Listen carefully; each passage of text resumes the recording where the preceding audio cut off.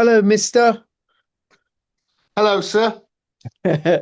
It's been a while, Gordon, hasn't it? Yeah, it's been a few months. Yeah. Yes. It is today is the Thursday, 18th of September, 7:30 p.m. UK time. Or 7:32, we're just starting this.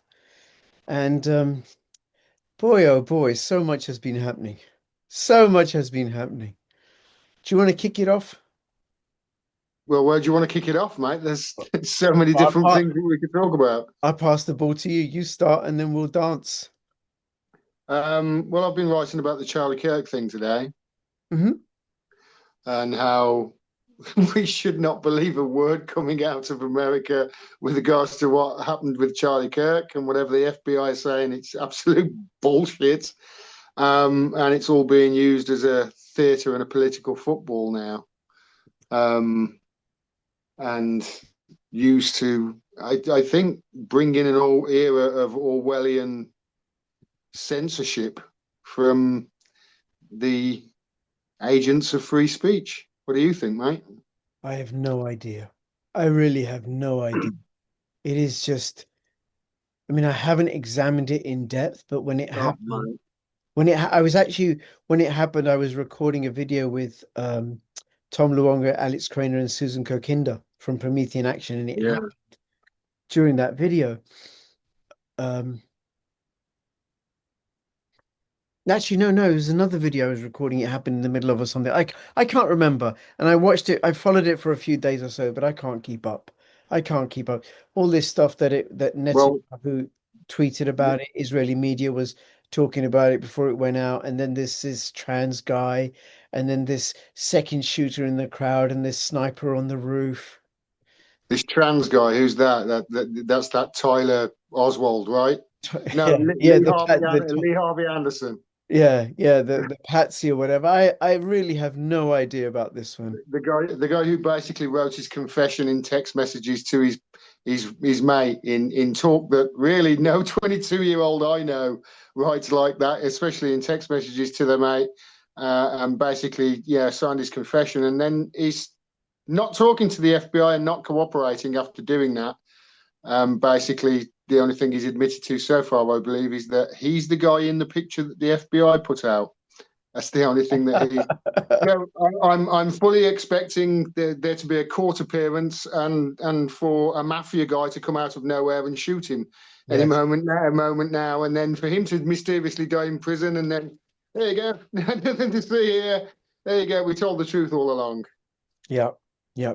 And now one of the things it did do is I've never listened or watched any of Charlie Kirk's stuff. I just heard of him or don't recall seeing any of his posts on X or anything like that.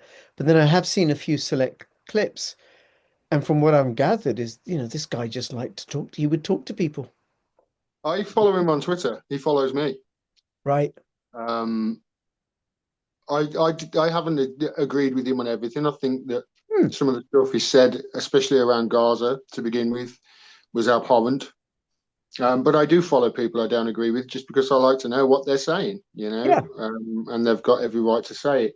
Well, Gordon, you and However, I follow each other on X. We don't agree on everything. no, no, not at all. But I do. I love my missus. We argue about stuff all the time, and I love her to bits. I don't know anybody who would agree. I agree with everything Yep. on every matter. I just don't. So we should encourage free speech, and this is something that he did. He used to do it in a way that would added shock value, and he owns the libs and all that sort of stuff. But yeah, but he started changing his tune recently. I hear Mm. with regards to Israel specifically, and apparently there was a falling out behind the scenes. Candace Owens, Marjorie Taylor Greene, I think, have been started talking about it a lot. And yeah, it's making waves. And well, I mean, somebody killed him, and I don't think it was Tyler Oswald. Yes, yeah. One of the things that it has done, and one of the things I've seen, so since Trump got elected, are these various schisms within the MAGA community, Yeah, within his base, and a growing dissatisfaction and disagreement with what looks like Trump's pro-Zionist policies. Growing disagreement because the young generation, what is it? Are they Generation X? Right? Gen Z, I think now. Gen Z, right? Gen Z. We're They're Gen they're X, not aren't we? they're not on the Zionist train. No. In the next generation coming through, not just in America, elsewhere in the world, it's even worse. But in America, it's very low support for Zionism in Israel in general, and obviously with what's happened in the last couple of years, that's going to get worse and worse. And there's no signs of stopping. They're doubling down on everything, and this is not going to it's not going to improve their reputation on the world, and anybody who Right. supports them is going to be tied with the same brush. Okay. Well, I do think Israel is committing suicide. I've been writing about that for months. Okay, so you and I agree about that. Damn. They are to blame for their own downfall. They have Yeah. brought it on themselves. Yeah, they're not going to come out victorious. They can't. Can't. Their economy is shot. People are leaving. It's a tiny, tiny, tiny population. How on earth are they going to be able to carry on being the shitty neighbors that they have been against neighbors that are increasingly powerful and forming alliances, and with a growing discontent in the West from populations that are, being ruled by governments that have traditionally supported them, like the UK, like the US. It's untenable. And then the tragedy is the blowback is going to be on Jewish people. Yeah, and they're going to get it in the neck all over again. Yeah. And anti-Semitism is a thing. Although I know it doesn't really have any meaning in the culture at the moment because everybody's an anti-Semite. I mean, there's anti-Semitic cameras on hospitals now. That's What? they bombed a hospital and called it a Yeah. Hamas camera. It was an anti-Semitic camera. Said they had to bomb. Forget the 5 or 6 journalists and all the medics that were killed on a live stream. It doesn't mean anything anymore. The United Nations has just come out and equivocally declared that there is a genocide in Gaza, what we all knew to be true after watching our TV screens over the last and mobile phones over the last 2 years. They've finally come out and said that, yeah, it's a genocide, and it not only are they doing it now, they have done it for years. They're trying to wipe out this population. And the strength of feeling against them is only going to get worse. I mean, just think about it this way. Sadiq Khan today, I think it was today or yesterday, came out and said Israel's doing a genocide in Gaza. Mm. Last week, just last week, he admonished Zach Polanski, who's the new leader of the Green Party, for saying the very same thing. But obviously, the United Nations coming out and making that declaration, you can't really deny it now. If you deny it now after the United Nations have found it, you've become the thing that you hated for 80 years. You've become a genocide denier. Yeah. And so obviously now we're going to see, politicians left and right coming out with statements. Now the United Nations have said this. And it's only going to get worse for Israel. There's no, if it continues this course of action, it's just going to get worse to the point where they've got no friends now whatsoever. But pretty soon they're going to have no redemption either if they carry on. I fear that line has crossed already. Yeah. Yeah. And the the fact that it's genocide, people are, the United Nations are slow to this. And I just want to reference probitycode.com, bit.ly/make war history, or bit.ly/lawful tax protest. So I forget the year of the act, but the International Criminal Court Act and the International Criminal Court Regu Regulations Act, slightly different act, that specifies what genocide is. In UK Parliament decided this is what constitutes genocide. Genocide is the killing of one or more people that are united by nationality, race, ethnicity, or religion. So then what this government is doing by supporting and encouraging the war in Ukraine versus lobbying for peace, and what they're doing by supporting the war in Israel and in Gaza and in Syria and the attacks on Yemen, however they're doing it by providing intelligence, they are facilitating and funding genocide and thus violating their own statutes. And then you and I, by paying any fine, fee, levy, tax, local or central government, it all Support ends the up in the movement. consolidated fund, and some of those funds are then used to facilitate those activities, and that is a criminal offense. Now, if people want to, there is a way of engaging in legal, lawful tax protest. Go to probitycode.com or bit.ly/make war history or bit.ly lawful tax protests, and you can find out the process. It's very, very simple. All the information is free, and it's something that we can do to starve this war machine of funds and keep some more money in our pocket, which we can then use for, things like buying food, paying the rent. Yeah, like food, paying the rent. That'd be nice, wouldn't it? That's right. That's right. So, okay. So, anything else on the tragedy of the of No, I mean, I got admonished for not coming out and immediately being up in arms about him being shot. But I mean, it's hard to get upset about one person being shot and killed, however bad that is, when we're hearing now that 680,000 have been killed in Gaza. That's really the rough estimate figure.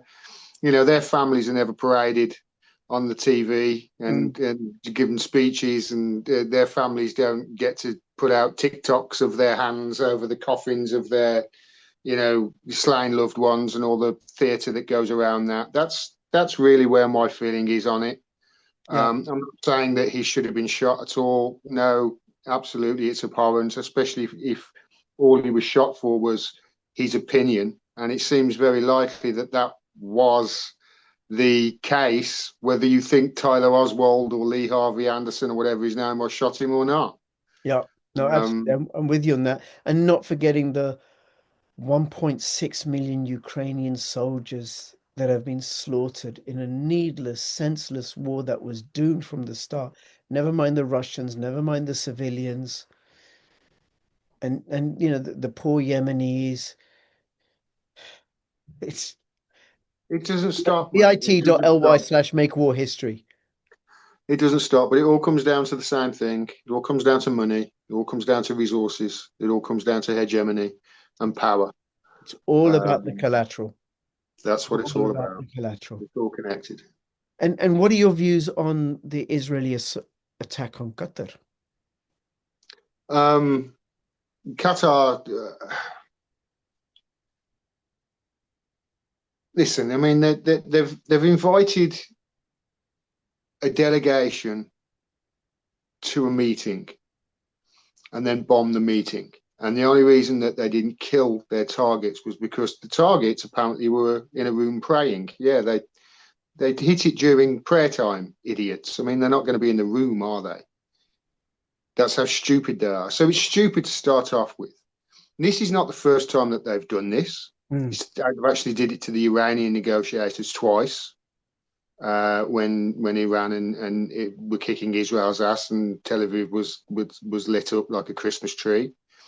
So they bombed the negotiators twice around that time, and now they've bombed the Hamas negotiators in Qatar, a sovereign country. This is a apartheid state, a racist, ethnic, white supremacist state that has bombed, I think, now 7 countries in the last few weeks. But we've got to respect Israel's right to defend itself. What about everybody else's? Yeah. What about Qatar's? But I suppose, these countries that are around them, like Qatar, like Iran, like, Syria to a certain degree, like all the countries around them, they have played a longer game in just waiting and watching and just staying almost out of it and watching because they've seen Israel has been tying the noose around its own neck and Mm, strangulating itself. So I don't expect Qatar to actually react here in any way. I feel as if Israel is a an angry, wounded animal lashing out at everybody it possibly can right now in order to get a wider war and for this war to escalate. There's only one reason. There's only there's only one reason really why Netanyahu is doing this, and that's because he knows as soon as the war is over, so's his career, yeah, and he's possibly going to be murdered, extradited, or in prison, one of the three. So he's going to keep it going as long as he can. But obviously, this is causing immense turmoil within his own country. I mean, we're not seeing the half of it, mate. You know, they've obviously got a tight grip over their internet over there. You've got, I saw in the Knesset just a few days ago, obviously, because suicides in the IDF are off the scale at the moment because they're realizing, oh, wait, we are the bad guys after all, and the world fucking hates us. They're killing themselves in big numbers, and obviously the government aren't helping them. The government want them to go back into war now, and they called 60,000 of them back in. And they've been dumping their medicine all over the table, saying you don't care about us. So even their own military now is turning against them. There's obviously people on the streets protesting. We're not seeing the half of this. Their economy is in the tank. They can't survive without America's help anyway. Their economy would be on the floor. And now they're openly threatening everybody. So does Qatar need to react to it? No, but this is an escalation by Israel and by extension the United States to get this wider war that they're desperate for. I've just heard Trump say in a meeting with Starmer that today that he's going to take back Bagra, the airbase in Afghanistan, because it's only 100 miles away from where China make their nuclear weapons. yeah, They want the war is where the money is. They only make weapons of mass destruction, weapons of destruction, and pharmaceuticals. That's basically all these people make now. So if you only make those two things, is it any wonder you're going to get a lot of sick people and a lot of wars around the world? And that's what it all comes down to. They need their wars, not just Israel, but America too. and Europe and the UK, but they need their wars because their economies are collapsing because of the complete fundamental flaw within fiat currency. They just printed too much. It's all going to zero. Okay, so we need to have a war as a cover and as an excuse for maintaining our control through digital IDs, CBDCs, and biometric wallets coming our way. Now, I Their want to money is say, worthless. Literally, it's literally worthless. Every time they print an extra dollar, it's worth less. And yes, they've been printing it and printing it and printing it for years, especially since the financial crash. And it's all back. It's backed by nothing but endless money printing and wishful thinking right now. The economy, and I've been saying that for quite some time, and it's true. They're adding $1 trillion worth of debt. The United States economy isn't less than every 100 days right now. I think it's about 3 months, an extra trillion. Who's that? Who's that owed to? Who's that money owed to? Just write it off, start again. But no, they've got to keep this going. They need their wars to keep it going. yeah, And that's what we're seeing right now. And that's why the world's nuts. It's always like this at the end of empire, always. There are echoes back to the Weimar Republic, the Russian Empire, the Roman Empire. You can go back in history, and it's always like this at the end of their tenure. It goes crazy, and there are lots of assassinations that don't make much sense. And all of a sudden, the lines between sexuality are blurred. We're yeah, here right now, yeah. and it's people who are prepared that are going to be in a better position when things do change. Yes, this is why Bitcoin, gold, silver, privacy, cryptos. We may talk about that later. I want to go back to Qatar. And it's funny because in American it's Qatar, in English it's Qatar, and in Arabic it's Qatar. I actually worked in Doha for 4 years. Qatar. Anyway, Okay. um, So I've seen a post on X. I don't know how reliable it is, but that foreign embassies are reducing their staff in Israel to skeleton staff, which suggests that something could be coming, and it may be that Qatar have negotiated via the US or whoever some sort of retaliatory strike in a way that happened before when Trump shot Soleimani, and then Iran reacted. And then when Trump recently bombed those nuclear sites, he didn't use those bunker buster bombs. He used Tomahawk cruise missiles, according to a report from I listened to Scott Ritter, Yeah, which only did tomahawks. I heard. which only did superficial damage I because they couldn't look like believe it when I heard that it was tomahawks. I was like, "What?" it's like a scratch, right? Not bunker I didn't busters. understand it. And then Iran attacked some American air bases in, I think it was all prearranged, save face Yeah, on both sides, but yeah. then taking away Israel's excuse for attacking Iran. So one of the things, and I suspect around about September the 24th, something big is going to go down. It could be in Israel, it could be elsewhere. Something major is going to go down around September the 24th. Well, things are getting coming to a head right now because I've been reporting on the Hague group. Have you heard about them? Yeah, yeah, you mentioned it last time, but just for people who haven't heard about it, say what it is. So the Hague group is a group of countries that got together. I think it was about 2.5 months ago. I wrote about this and basically agreed that there was going to be embargo of ships and shipping stuff going to Israel, not just to it from your country, but also transiting through your country. So obviously that's going to choke Israel shipping lines off, which about now will be how it happens. I would have thought it usually takes about 3 months for shipping lines to be start to be choked, and Israel has signed up to this as well. Which Israel, sorry, Turkey have signed up to this as well, which Israel relies heavily on for its oil. Can't really uh, get away from it. If Israel cut the oil off, then Israel are in big trouble. So you've got the chokehold of goods going into Israel from these countries.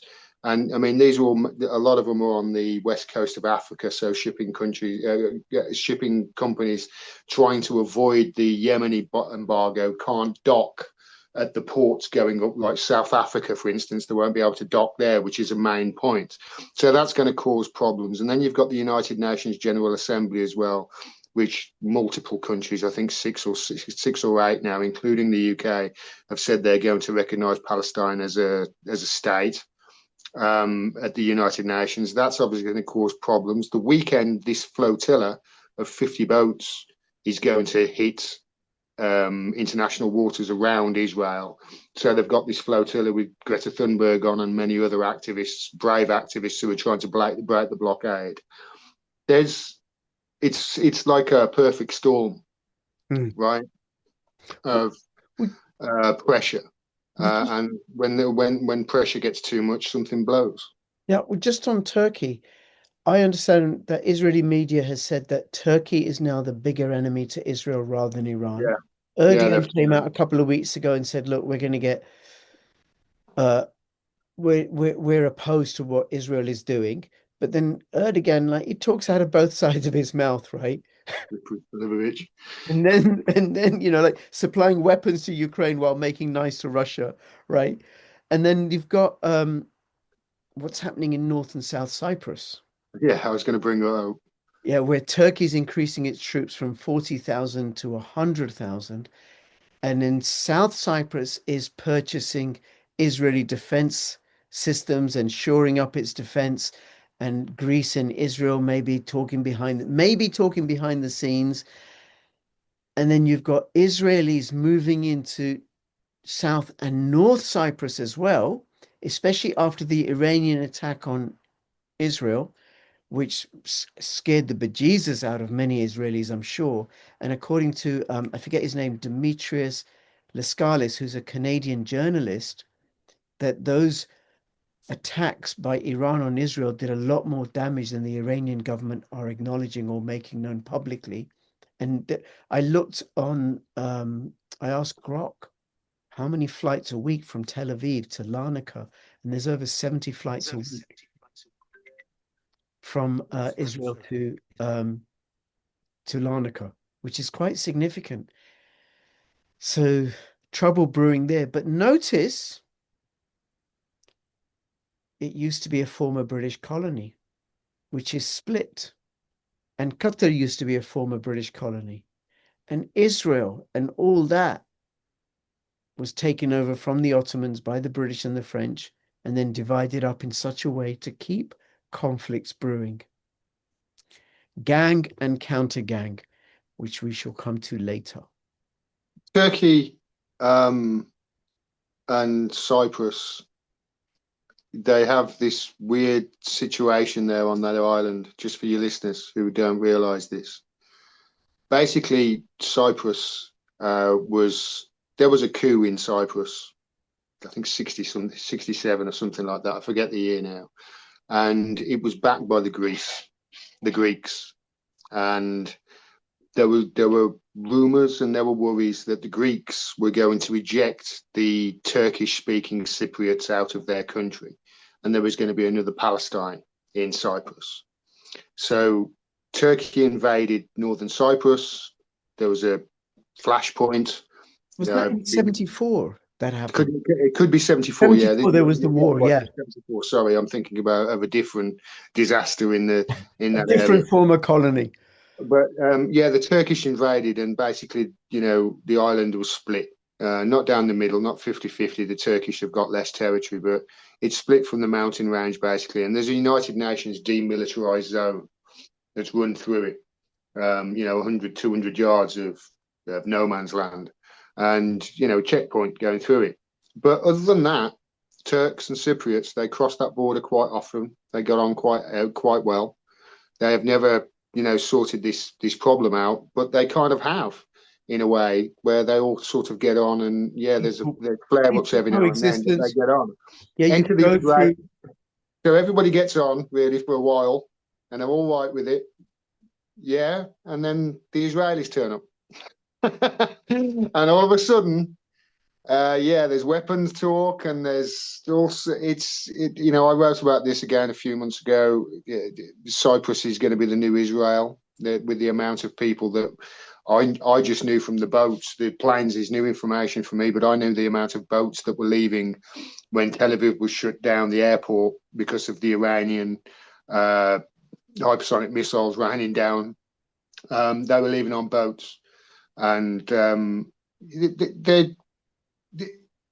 they don't have much hope of being around too long if nobody wants to go to your country when you are a colonial enterprise and a colonial settler state, which is what you are. And that's the situation at the moment. Everybody's leaving.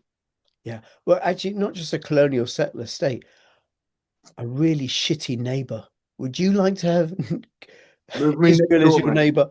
I'm telling you, people have been worried about this, right? They've been worried about the IDF soldiers and Israelis coming to the UK and living. Move them in next door to me, mate. Move them in next door. First day, I'll build a brick barbecue right on the border between our two gardens. And then a few weeks later, and every few weeks after that, I'll dismantle it in the middle of the night, and I'll move it 6 inches further towards their property. And by the time they figure out what's happened, I'll be cooking burgers in their fucking front room. I'll move the fence. And if they object, will you show them some holy text that says it was yours? Exactly. Yeah, exactly. I'll show them a book from 3,000 years ago that said that my ancestors. I don't. People. My missus said this to me a long time ago. They're going to have to lie about where they came from. They're going to have to lie. They're going to have to start saying, "Oh, I'm Polish again." Yeah. Oh, I'm British again. I'm American again, and they're going to hide their accents because the world has seen their horrors, and they've seen that most of them have supported this all along. And yes, they have been tricked to a certain degree with propaganda to go down this route. Nobody does this stuff without being led, but this is who they've become now, and the world can see it. Yep. And then one of the things that I find curious and is how one British asset, Israel, attacked another British asset, Qatar. And I've heard noises about how a lot of the financial systems in the city of London have moved to Doha, and how Doha is riddled with MI6. So from the stuff that I've been looking at, underneath it all, it's the city of London and their Praetorian Guard in the form of MI6, shit stirring everywhere. The spider in the web. The spider in the web, that's right, that's right. Gang and counter gang.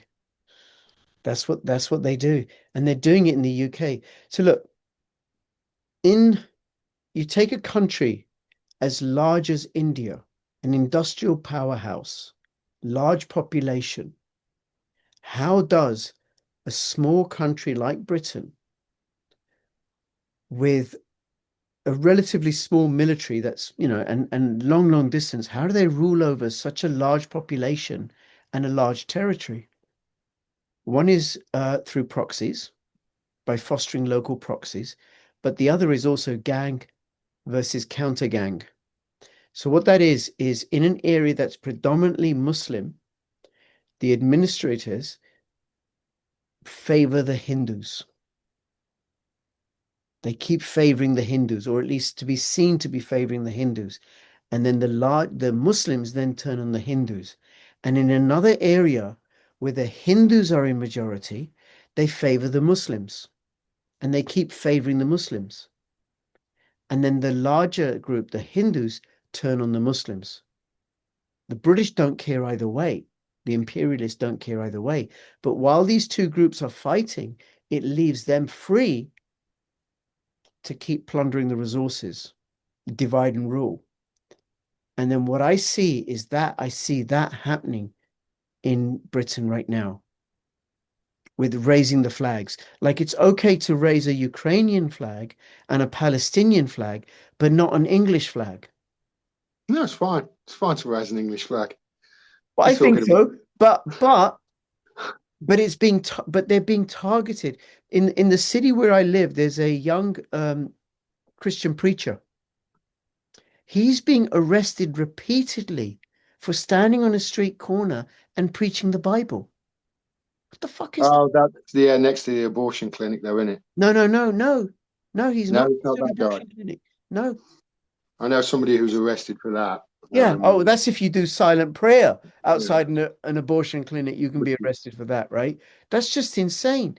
Um, so there's what I see are lots and lots of policies, like for example, the Labour government looking at making Islamophobia a criminal offence. Now, as a Muslim, here's what I say to that. Fuck off. Well, you're going to make Islamophobia a I'm not criminal offense, qualified. but not insulting Hinduism or Right? Christianity or Black Judaism. people. Yeah, it's just going to We've got piss people off. we've got laws for racism, right? We've Yeah, got laws, a broader law. yeah, So why do and we need to but also do Islam. that? Islam is a philosophy. Some people, its adherents believe it to be the absolute truth, but the same could be said about Christianity. It's a philosophy, and its adherents believe it to be the truth, but it's still nevertheless a philosophy because you can move from one to the other. Although you can't really leave Islam, it's frowned Well, upon. it makes no sense for the Labour Party to be doing that, to be making Islamophobia a racist thing, because they would all be prosecuted because they were shown with the Labour files and the Ford report to have a hierarchy of racism against black and ethnic minorities. Excuse me. Yeah, They were shown. So the only reason that they would do that is to prop up something to divide people. yeah, And this is the only reason they've done it. And obviously, Why would they do that? Well, look at who funds them, look who pays for them, look at who owns the media. It's the people that we were talking who basically are all the agents for the City of London. It's the rock, you know, all the rich families that you've heard of that you're called an anti-Semite if you even mention one of them, you know. But and they're not all Jewish, by the way. So that is a conspiracy theory. But I would just like to point out that these are rich people who've basically been pulling the strings for a long, long time. Yeah, the And remnants of British Empire. this is why I looked at some numbers earlier, Mm. um, based on, you know, immigration into this country. Do you know how many legal and illegal Muslim immigrants there are in this country? An estimate that I've made today that have come in over the last 5 years. Muslim, about 200,000. Mm. Illegal and legal immigrants, it's about 400,000. But I estimate about half of them, looking at the countries that they've come from, are Muslim. 200,000. That's it. That's, you know, a little bit more than a football stadium's worth. How many are coming How in a can those? year?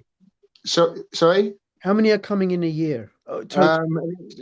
Illegally, I think it was 30,000, something like that on boats, 30,000, 40,000 on average. It was about 160, 200,000. And then there's about another 200, 250,000 that are here that are waiting and have got their papers. It's less than 500,000, mate, Right, but a in total. year. No, over the last 5 years, in total. Okay. I'm just gonna ask Grok because Tony Blair was the one from what I've looked at that initiated an acceleration in the numbers of people that are coming to the UK. Okay. And it used to be about 46,000 total. So what is the total? I'm just gonna ask Grok, what is the total number of immigrants? Really Le hard to get this information, by the way, well, let's and have a look. Let's have a I've look. got a feeling. I've got a feeling I know why, because it's actually much lower than they're making it out to be. The point I'm trying to make is that they've been really propping up this immigrant story, haven't they? And it's not as big as they're making out. I know that it is an issue, Yeah. especially in areas that have, you know, these hotels that are housing. Why we can't just build them houses? And, you know, China would have sorted this out in 5 minutes. They really would have. But again, that's another weight to my argument that it's all being manufactured. Because if China could sort this out in 5 minutes, and we got the homeless off the streets in 5 minutes during COVID, then we should be able to sort out these immigrants and temporarily rehouse them or to do something, right? It's almost like we're using them as a political football to divide people. Yes, they are, right? Okay. Okay, so Grok has said, and I'm just asking again for greater clarification. Total, can you guess? Since 2000. 948,000 according to the ONS Since 2000. in 2024. What, in 1 year? Yeah. That's wrong.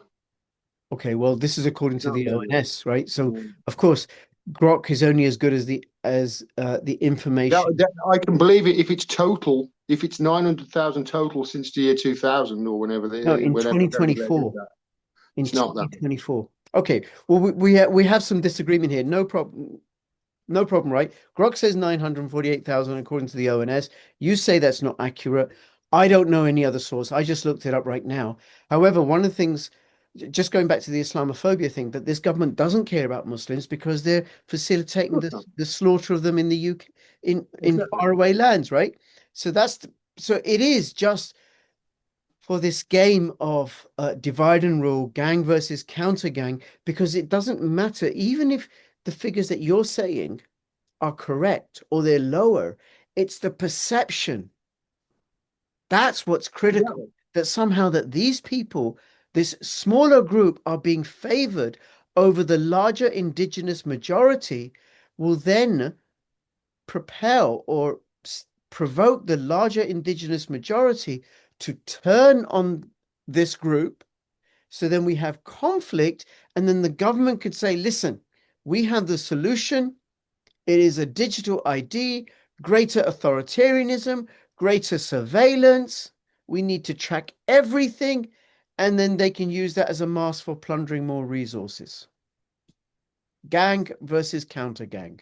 Which bread is £2 a loaf. The NHS is being sold off to Peter Thiel and Palantir. Your rent's doubled. Inflation's going through the roof. But somehow Ahmed in a dinghy is the root cause of all your problems, and that's who you need to take your country back from. We need to really have a think here, guys, that these people didn't cause the problems that we've got right now. These immigrants who are coming into this country, they're coming into this country because they are fleeing their own countries that have been economically strangled by Western nations, predominantly, including our own, and are the victims of our foreign policy. And where's the one place you're not going to be the victim of the UK's foreign policy? The UK, right? So, and looking at Europe, can you really blame them for trying to get to these shores, looking at Europe and Europe's future after America bombed the Nord Stream pipeline and they've got no industry to actually, they don't produce anything really in Europe now apart from Germany, France, and maybe Italy. Oh, I mean, Germany, the industry is crumbling, and in France,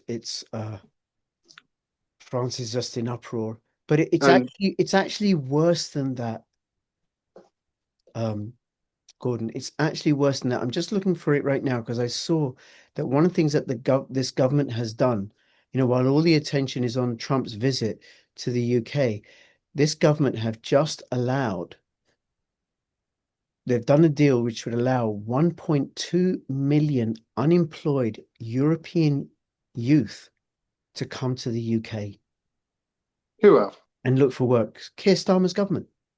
1.2 million. 1.2 million unemployed youth from So he wants never to, he mind wants to, to he come to wants the to UK. reverse, so he wants to reverse Brexit then. Oh, yeah, absolutely. He wants to do that, right? And that would allow the European Union to plunder resources from the UK in order Why to do we need keep up. 1.2 million? Why do we need 1.2 million? We've got way more than that unemployed in this country. That's right. Well, it's Why do gang we and need? counter gang.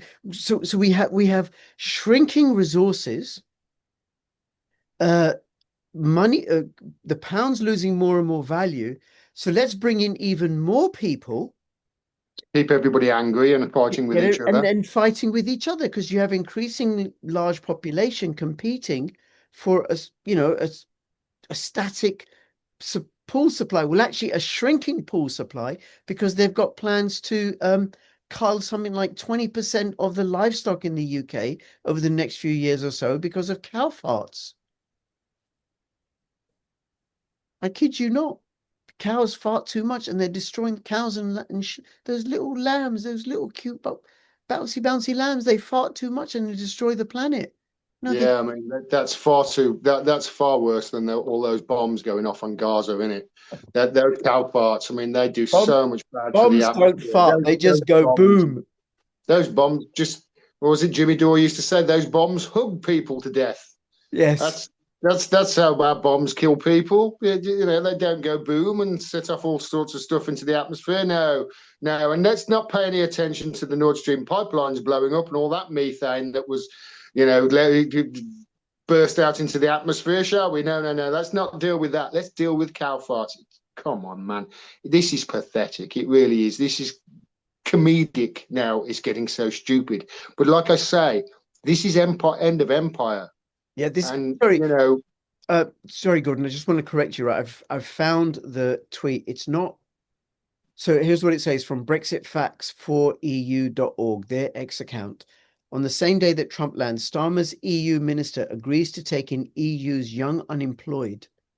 And the data is released that shows there are 1.2 million inactive young Britons. So 1.2 million inactive young Britons, and they're going to and take in. okay, and he's taken in, right. Okay, we don't know how many yet, but he's saying, yeah, we'll take him in. We'll take them in, right? So then, Yeah, we need them. We need them to blame everything on. yeah, and then when local people object, they're then vilified as far right, and no decent person wants to be vilified as far right. I mean, I didn't No, go to that demo. I wasn't going to go, but I wasn't going to go to the counter demo either because it's still playing that divide and rule. I stopped going to the gym, mate. Oh, that is far right. That's good. That's good. Yeah, You I need was going to get labelled. far right for going to the gym. Do you eat healthily as well? Do you try to? Because that's a bit far right as well. Mate, I'm cooking my own bread, not because I'm far right, because I'm broke. Yes. And Yeah, then, this whole far right, far left, it's all nonsense, everyone. It's all bullshit. It's all bullshit. It's a prism that you're made to look through that warps reality and keeps you divided and confused. That's what this far right, far left bullshit is. It's just a construct that's there to keep you divided and to keep you blaming each other and blaming the other side for the rich bastards in the city of London who are taking all the money and all your hopes and dreams and all of your children's futures with it as well. That's why. Don't fall into the trap of labeling people far left or far right. I very rarely talk about it, very rarely, and there's a reason for that because it's all bullshit. very good. Very good. I'm conservative on so much, mate. I'm conservative on so many things, but on other things, I'm liberal. Chris Rock did a sketch about this. Yes. Just think about the issues. If you actually spoke, if you're a liberal and you sat down and had a conversation with a conservative, and this has happened so many times, I've got so many reference points of this, you will find that you agree on 95% of everything that you want for your country. It's that 5% that you disagree on that they keep you divided on and fighting each other on so they cannot give you the other 95% that you fucking do. And that's what it comes down to. That is the whole shtick. That is basically what your media is there to do, to create this theatre to keep you blaming each other for all of the problems that they are causing. Well said. Well said. Very good. Very good. Okay. So we got that dealt with. Um, Kia, It's easy, isn't it? This politics lot. It's simple, isn't it? Gordon, can we disagree on something, please? Yeah, if you want. Don't eat bread. Why not? Oh, okay. Now we got something. Why not? I've just started baking. I've just started baking my own bread, so why So not? I read, was it about 12 years Oh ago, God. 13 years ago, I read an article by a professor of medicine. Right. The worst mistake in the history of the human race. Professor Jared Diamond from the University of Southern California. And I thought, what, the Kalashnikov? Nuclear weapons? Internal combustion engine? What could it be? He said agriculture. Agriculture Okay. gave us calorie-rich, nutrient-deficient foods. So the refined carbohydrates, anything wheat, corn, potatoes, and rice. Now consider this. Here's a little thought experiment, Mr. Gordon. As a Okay. born and bred, true blood Anglo-Saxon, going back thousands of years, it's now I don't know what year it is. Long before the Romans arrived. It's April, and there you are in the Midlands, and it's probably all forest with some meadows and everything, right? Go get some food. I'll go and get some wheat and I'll grind that up. You're not going to get some wheat. You're going Why to not? hunt and you're There's going to fields around graze. here. You're going to get, listen, it's all woodland. It's all woodland. It's flat woodland. The Midlands are like before the Romans came. What you're going to do, you're going to hunt, you're going to fish, right? You're going to You know, forage. I've got a Yeah, calf listen. that's 9 kilos. I'll have that.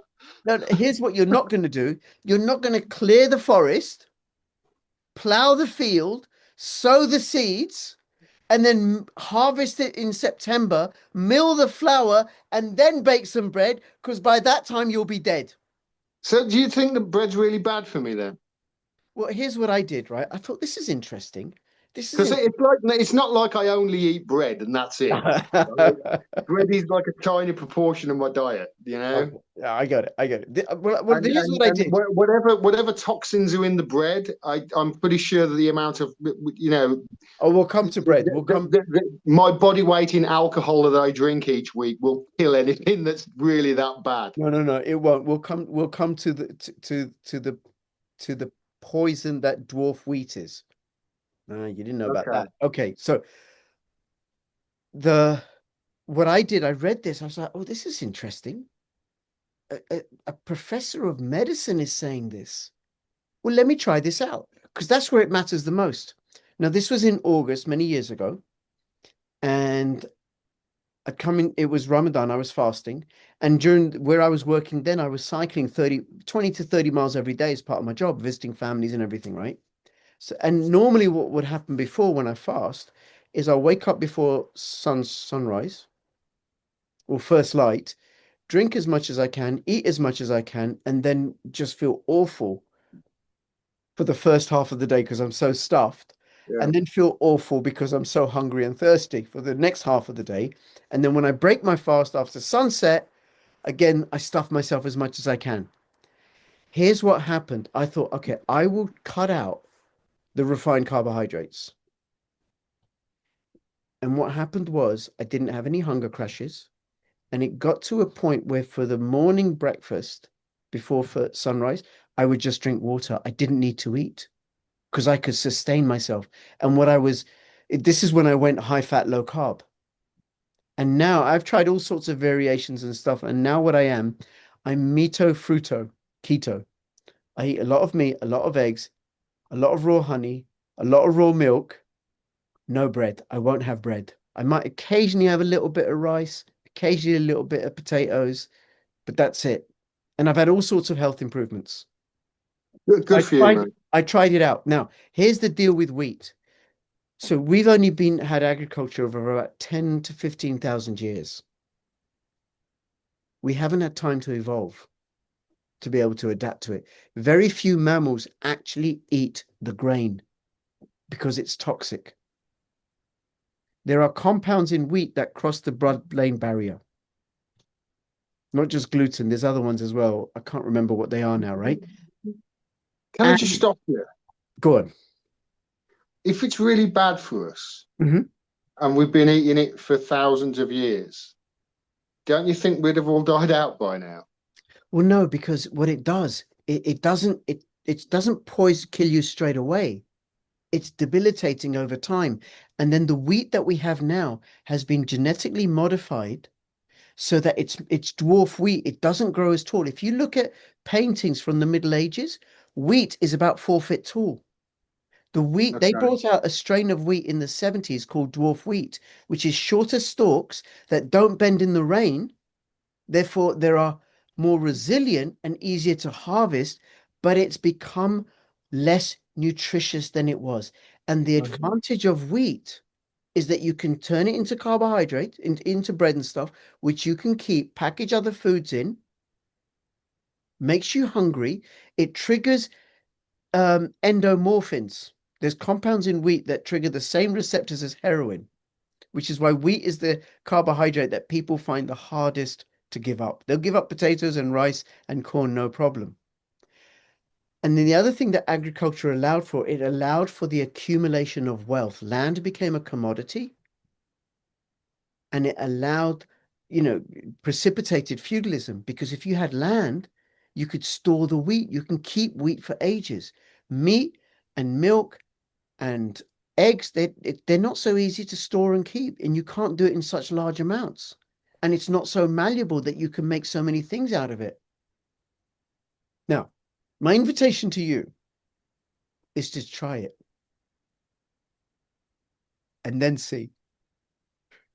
I'm going to respectfully decline that invitation. Well, it's good If, that we have something, if, we found something that we still if I agree, need disagree on. if I need to quit anything at the moment, it's not bread. There's plenty of other things that are far worse for me than bread. I assure you. It's gonna that bread will be about 12th or 13th on the list. So when I knock off those first 12, I'll let you know, mate. All right, no worries, no worries. But there we go. Something we disagree on, right? Now, I've only just found out that I can make bread as well, and it's bloody lovely. And I will say this, right? I will say this, yeah. Bread, I believe. Okay, what's better for you, mate? Bread that's baked at home in the kitchen by me that uses four ingredients, or bread that you buy from the store that's got about 17 ingredients in. I bought some baps for my mom the other day. The 17 ingredients are on that label, including several E numbers. 17. It's bread.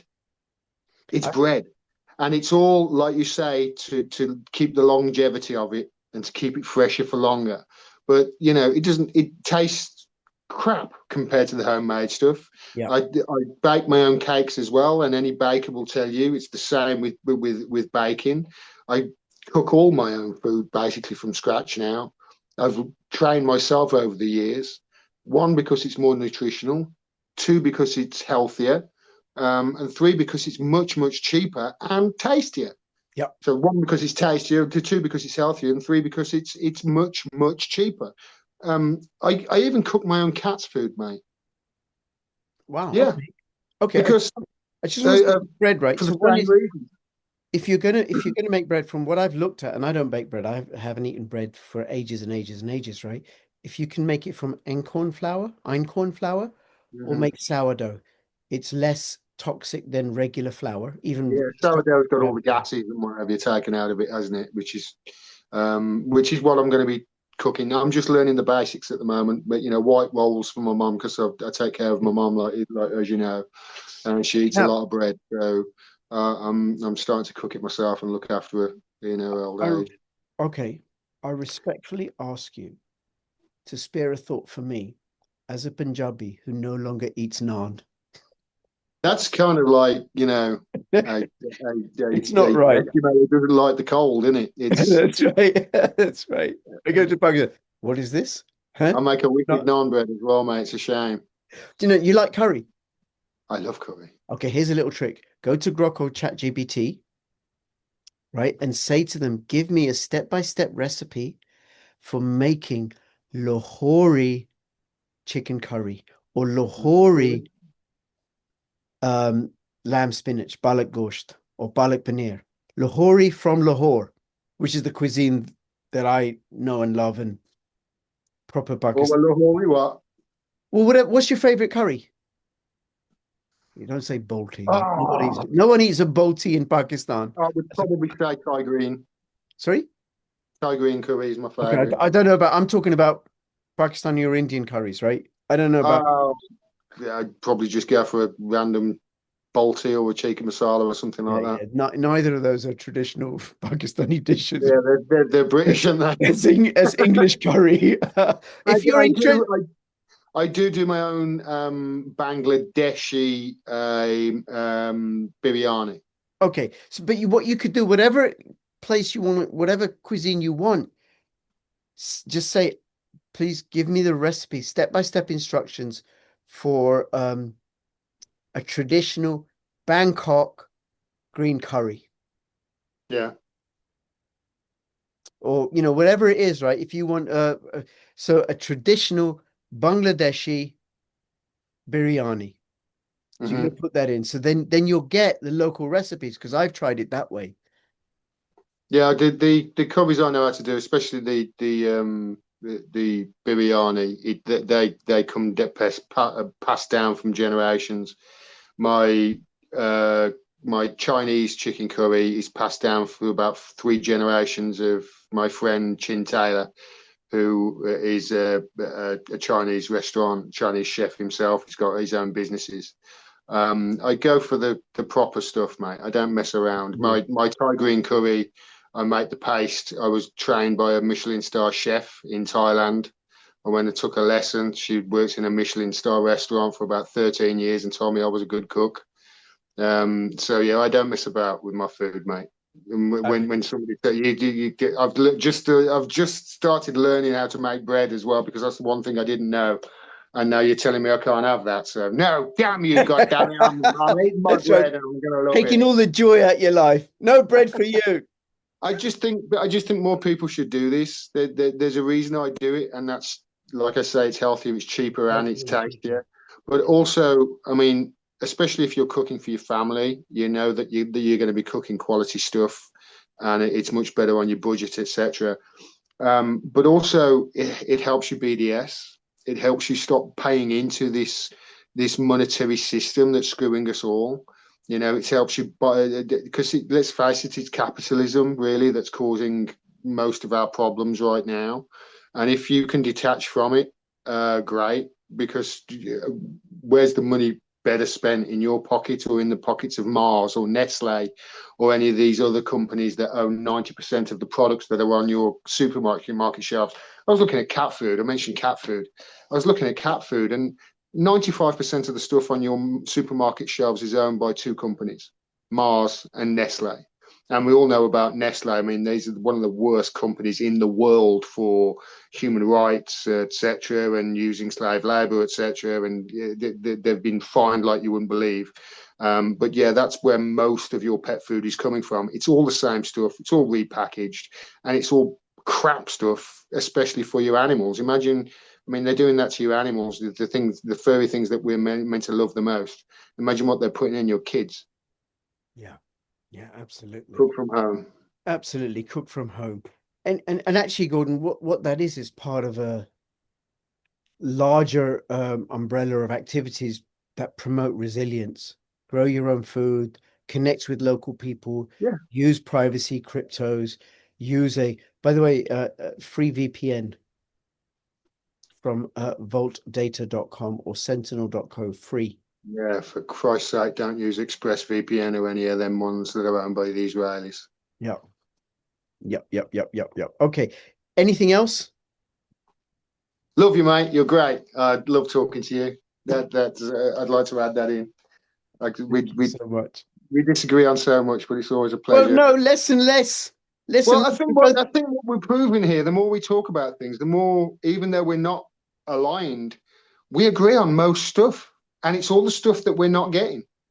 yeah, And the 5% that we, like I say, the 5% that we disagree on, that's what they keep us divided on. That's what they keep us divided on while they take off all the money, while they sell off the NHS to Peter Thiel, while they do billion-dollar deals with Microsoft and Bill Gates and all these, the word Jeff Bezos, you know, the worst people in the world.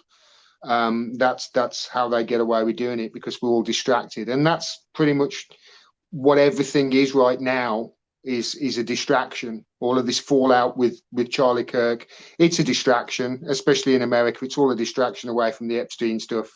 It's the same over here with Mandelson and whatever. You know, anything that they can do right now to distract you from the truth, and the truth is they're in a really bad way. These countries are.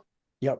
Actually, Gordon, there is something I just want to share with you before we finish up, which is end of June, I recorded a video with Alex Craner and Lauren, aka iCrypto. She's an astrologer in Florida. And she said, this is end of June, she said September is going to be really rocky for Keir Starmer. And He's on his way out, I think. she said in particular September the 10th. This was back in June. And then she said again September the 30th. And she said Right. she said it could be that he ends up losing his premiership. Then I recorded another video with her, the beginning of September, because I said, listen, this is what's happening, right? And they're both on my channel. And she pointed out a few other dates that were kind of rocky for him. And then September the 10th was when the emails came out about between Mandelson and Epstein. And it's become rockier for Keir Starmer. And I've long maintained, long before I spoke to Lauren, that Keir Starmer's not going to last. He's not going to see his full term. I doubt that he's going to be here at Christmas, and then we'll have some other monkey to deal with. Well, he's got to be out by April, is the truth. He has to be gone by Because April. of the And local elections in May. because in April is when the trial is for the three Ukrainian rent boys. Oh, Now the media can't talk about this at the moment. Because it's an ongoing court case. But yeah, I mean, how did these guys know that Keir Starmer, those two cars were his, one of which he'd sold? but they didn't know that. They assumed that it. How did they know where Keir? I couldn't find out where Keir Starmer lived, No. and I'm a citizen of this country, but Yeah. they knew. So how did these Ukrainian models know? So the media in this country can't talk about that because obviously it's No, but they uh, can mention what they're charged with. they can They can mention do that, that, but they don't. but you know what the media like, it's all going to be selectively released. And come April, I think that this is going to be very, very, very embarrassing for him, not just professionally, but personally as well. And I think he'll be long gone by then. I think that will be the, they've got to, they've got to look at things. They've got to look at, his track record. he's you and I said before he was elected, when just after he was elected, you and I sat here and we both said that he's one of the most incompetent and dangerous men to ever become prime minister of this country. Yeah. And how's that looking right now, a year and a bit on? Yeah, I mean, he's gone absolutely. back on every single thing he's promised. He's lied about pretty much everything, up to and including genocide. Yeah. And he cannot he cannot stay. What happens from then is going to be anyone's guess. Are we going to have another election? Is Well, Andy we got Burnham or look, Wes Streeting going to take over? What's going to happen? they got the local elections in May. Labour are going to be completely routed. Yeah, Um, and I was listening to the Duran, Alexander Mercurius and Alex Christoforou, and one of the things that Mercurius said is that nobody, according to him, nobody in the Labour Party wants to take over the poison chalice. Who would want to take over? right. That's so unpopular. And then come They're the in election, government. They've got all the power and nobody wants it. nobody wants it. Nobody wants it. But also think about it in May. Who's going to want to canvass for them? Are there any Labour supporters here, by the way? Are there any left that you're going to go knocking on doors, urging people to come out and vote Labour? Who would do that? They're finished, mate. They're finished, and the Tories Completely are finished, finished too. destroyed The Labour. both of them. And actually, that was the other thing about the that big demonstration in London. That my take on it is mostly people who've been completely betrayed by Labour. Yeah, Completely betrayed. They're not it'll racist. be the whole spectrum, mate. It'll be all of them. Yeah, but It, they're it, not far right at all. yeah. These are traditional working class Labour voters who've been completely abandoned by this completely fraud, fickle, evil government. I mean, to tar all of those protesters, 100,000 or whatever it was, as far right, I think is really not doing people justice. Yes, there were. I'm sure there were far right people on the march, and yes, I'm sure there were hooligans and violent people on the march as well. But there were 100,000 people. You know, the lefty demos that we've been on, right? There'll be hooligans from the left on those as I those will as say well. this. I And will there'll be say this, mate. provocateurs. I will say this. I've been on more pro-Palestine demos than I can count, and I've never seen anybody on a pro-Palestine demo pissing up a wall. Right. And when I see those pictures, I just think, you want to take our country back, and that's how you treat it. You piss on it. Yeah. Ahmed in a dinghy, mate, is not to blame for your problems. Yeah. And it's time we all linked arms, and we might have remembered that. And because if you and I can agree on that, if you and I can agree, these immigrants are not the people that have caused all of your problems. These immigrants are not the reason that bread is £2 a loaf. These immigrants are not the reason that the NHS is being sold off to Palantir piece by piece. These immigrants are not the reason that Boris Johnson and whoever's prime minister, the first meeting that they have is with Bill Gates. It's not the immigrants that are causing your problems. If you and I can agree on that, then you and I, well, we can join Work together, together. and then they're Yes. screwed. Because the immigrants become the scapegoat for the real enemy, which are the globalists that want to And destroy our like I lives. say, and like I say, it's really hard to get the right figures on this immigration stuff, and that's by design. It's been propped up, it's being used as a tool to divide us. And you and I, if we can agree on that, then you and I have got somewhere that we can build from. Absolutely. Gordon, thank you, thank you, thank you, thank you. Absolute joy and pleasure. Look forward to speaking to you again. Everybody, please share this video far and wide. It's really, really important. Subscribe to me, subscribe to him, wherever he is. GordonDimmack.com. Follow him on X and go to bit.ly/lawful tax protest or bit.ly/make war history or propertycode.com. Keep your money and don't fund war. CryptoRich And bake your own bread. and bread maker Gordon signing out. All the best. Bye bye.